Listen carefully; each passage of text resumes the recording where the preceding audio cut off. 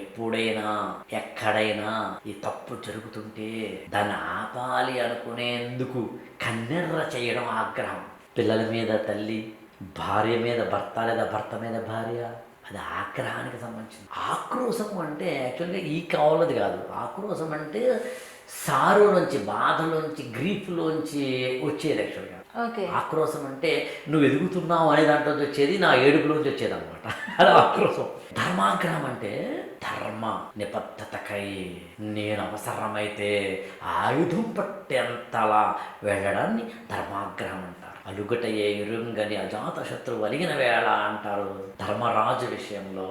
అందులో అలగడం అనేది అంటే కోపం ఎప్పుడు వచ్చింది ఆయనకి అంటే ధర్మం పోతున్నప్పుడు వచ్చింది, విచ్ఛిన్నమవుతున్నప్పుడు వచ్చింది, ధర్మానికి గ్లాని జరుగుతున్నప్పుడు వచ్చింది. అదుడు జీవితంలో అదే ధర్మాగ్రహం చెంత తనలేదు.